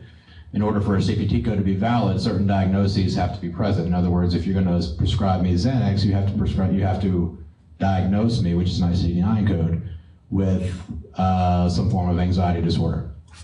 There are in ICD-10, there are CPT codes for, ICD-10 codes for the most incredible afflictions. I think I saw one that was like head trauma from a ski accident, which is actually probably more common than you'd think. But I mean, I should have looked one up before the talk because now I can't think of any. But there's nuts. There's tens of thousands of these things. So as you can imagine, reading through this, medical billing's a bit complex. This is just the tip of the iceberg of the things that go on in this sphere. So this is an excellent candidate for domain-driven design. By the way, domain-driven design is not a lightweight thing to do, right? This is why a lot of us skip it. A lot of times domains are not clear. You may be inventing a startup. And in that case, the domain that you're working in may be one that you are inventing. A lot of times it's not, doesn't feel as amenable to this kind of process. Anyway, so yeah, this is just the lightest slice of this example, but so a billing specialist in the software interface goes to the patient's profile and creates an invoice to his first payer, and then starts adding procedures to the invoice. There's a couple of WTFs here that we'll get to in a second. So in our hypothetical controller, that is mostly hypothetical because I couldn't remember the entirety of the code that was in this from 3 or 4 years ago. We have this thing called an invoice procedures controller. Have I mentioned invoices before now? All right, remember that. All right, so in our create method, this is a RESTful resource. Oh no, was the sarcasm dripping from my? Pretty close. Okay, good. It's all about the delivery people. Okay, so we're gonna look up a patient, the patient ID, which is part of the resource route. We're gonna pull out the payer from his first payer. Patients may have more than one payer who's responsible for paying on them. Medicare, a lot of times you'll say Medicare, somebody has Medicare and Medicaid, and they have to get billed in a certain order, this kind of thing. So the billing specialist is tasked with making sure that his payers are in the correct order. How they're supposed to know that, I'm not sure. But anyway, so we're going to find the invoice for this payer, and then add an invoice procedure here. So first step, remember, cry. Just let it all out. Next step, start analyzing the domain. We've got two ideas here, invoice and invoice procedure. This is was the source of many arguments when I was working on this project. Invoices are not a thing with billing specialists in the medical field. They don't invoice anybody. Invoice procedures are definitely not a part of the vernacular in this industry. Claims are a thing. A claim has a life cycle that involves sending it to multiple payers. It persists through the submission process. Procedures can be added to a claim. You don't even need to know who a payer is to start a claim. Unfortunately, when you try to invoice a payer, you both have to know who the payer is, and you can't do things like change the payer if you get the insurance wrong, or the payer says this guy is no longer insured by us, or any number of 100 other things that gave me a headache. So, step 2, extract domain commands. So I use kind of a pattern with this of identifying an aggregate system, and then that becomes a module, in this case claim. Claim may end up being a class before it's all over with, but for now we'll call it a module. And then create a command class, which is, I have a gem called Imperator that is supposed to make this easier. It really doesn't do much more than add active model to the command class and give you an easy way to push it into the background with delay job or rescue or sidekick or something like that. Command classes are really easy to write. It's just a plain old Ruby class. I've added Vertus model here for convenience. Not necessary. You can write it without it. And this pattern is also not entirely necessary. The main thing you want to do with command class is have a standard way of telling it to perform its action, in this case perform. So the perform method is basically going to do the stuff that we were doing in the controller method before. He is going to find the patient, the payer, the invoice, and add the invoice procedure. And then expose the invoice at the end of the process, which is just terrible, as I've indicated in my comments. Next thing we're going to do, extract domain commands, or in this process of extracting these commands, is replace it in the controller. So we create an instance of the command, give it the correct parameters. If it's valid, perform it. If it's not valid, and I will commonly at this stage mix in active record or active model validations to make that process a little bit easier. And if it is not valid, render an error message. This point is where I shamelessly plug a new gem I wrote called Replay that makes some of this easier. All right, so publishing events. So in Replay, the idea is that you, it enables basically just the publishing of events, which is not a difficult problem to solve, but it also allows you to rebuild model state using events. It's mainly for event sourcing, but you can also use it just as a messaging system. There's also one called Whisper that I was jealous of because I wanted to steal that name, and when I went to go claim the gem, it was already done by a gem doing almost exactly the same thing. So, not better. All right, so what you want to do is create a module to hold your events, in this case. You include replay events. That lets you have this neat little thing called events that you give it a block and then start declaring your event contract. Here, we're going to keep it simple and only declare a procedure added event, right? The event contract is kind of important. It's kind of like in Java, it would be like, you know, your throws clause, right? What is this? What's the contract of this unit? What exceptions does it throw? In this case, it's gonna, what are the events that it's gonna publish? So in your command class, you just mix in publisher, which gives you some of the facilities of publishing. You include the events module that you created your events in, put your contract in. And then in your perform method, after you've done all the work, and here's the key, this is what enables the rest of it. Publish an event that says this thing happened. It doesn't have to match the logic that you did closely. It needs to match the domain contract. What's the thing that you wish had happened correctly? So we're publishing a procedure, or we are publishing a procedure added event, which means that somebody added this thing that the doctor did to this claim that we're going to send to an insurance company. Next steps, combine these into one slide because I'm lazy. The claim submission service, his job, because adding procedure to the event is really not something I necessarily would need to use in this context, I decided to switch to a different event submitted to payer, right? And that event's going to have a claim associated with it and a payer ID, right? So in this observer, who is observing the, a domain-rich message, something that tells me more than just something got added to the database. I can store it in my own as a service. A service should always manage their own data. That's part of the definition of a service. I can store that in my own repository of sorts.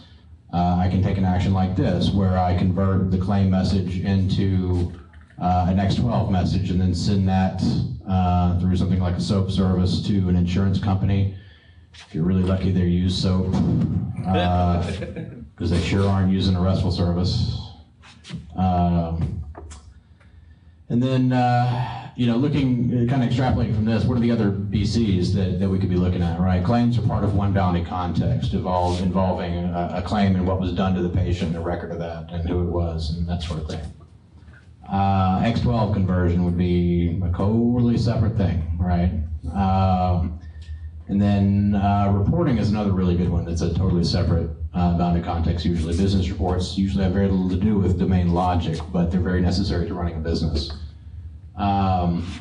This report, I don't know if you can see it from, I've switched slides. I guess he's not going to. If you could see my screen, there would be a report with teeny tiny little letters. There it is. There we go. You probably can't really see that either, but the letters are there. They are teeny tiny, and that is a very long implementation of a report.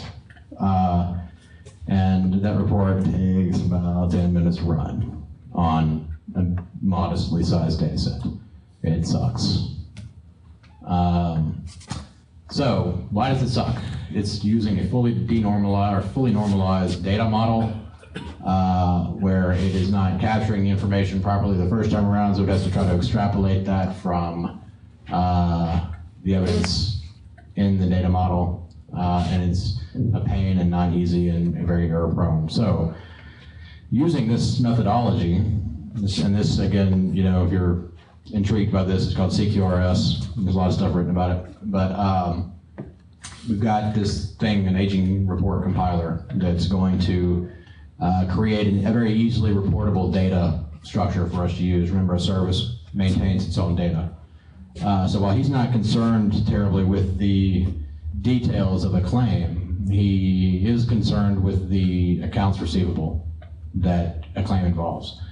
So he's going to look for the claim submitted event. When that's sent over to an insurance company, that's going to get ticked off on his ledger of money that's due.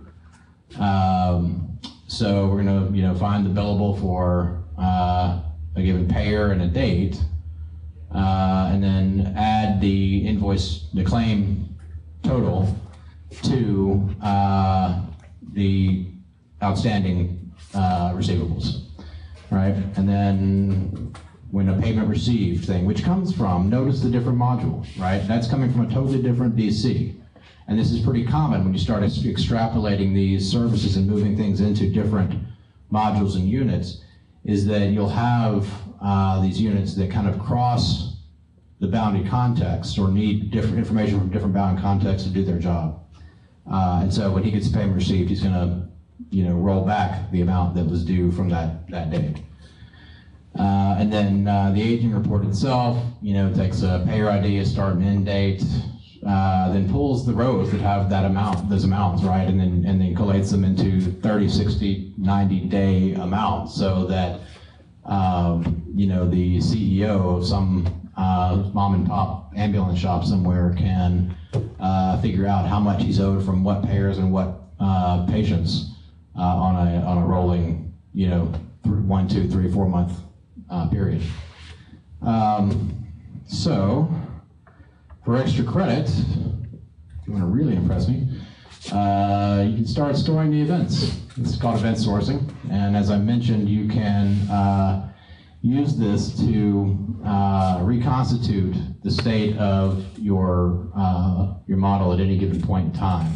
So, anybody ever, you've heard of like closing the books for a month? Anybody ever file expenses and you got to get them in by the 31st so some bean counter somewhere can be happy? This is why. It's because on the 31st of the month, or rather probably on the 1st, somebody prints a report, stamps it, sticks it in a drawer somewhere, books are closed for that month. Why do they do that? Because it's a pain in the ass to figure out what the books looked like on the 31st of the month if you don't do that thing on the 1st. And that way, and therefore if you put in your expenses after that date, it's a big pain in his butt to go back and try to make that thing happen. Using something like event sourcing, you can just play the events up to the 31st of the month and kind of know what the books look like on that date, even a year from now. No problem. So anyway, the way this works is, again, something enabled using replay. I don't know if you can read this. I'll put these slides online. But we've got a claim who is now a class, not a module. It's got the event declaration that defines the contract. There's a supply block, right? The thing about event sourcing, what's interesting is that one of the subscribers to publishing messages, they come out of these commands. A command can also be a method. It's not just a class, right? A command is ultimately a message that says change state, modify state. So when this command message gets sent, he's got a chance to validate the message, and he raises a exception or an error if the command is invalid, and then he publishes the command. The first listener of that publication process is the object publishing the message. That seems a bit obtuse maybe, but what it allows you to do is to separate the state change from the action to mutate, which, think about like charging a credit card, right? If you need to reconstitute the state of this object on down the road, you don't want to have to recharge the credit card in order to do that. Somebody's going to be really upset. This kind of thing happens all the time. So, yeah. So this is the quick overview of that. If you're interested, it's under my GitHub account, and you can kind of peruse the docs and see, get a better example. Actually, it's a much worse example. It's a terrible example. But there is better documentation of the APIs and stuff. That was apparently my last slide, so I got in just over the wire. Any questions? No? Everybody wants to drink that much, huh? Okay, well, let's go socialize. All right, y'all have a good night.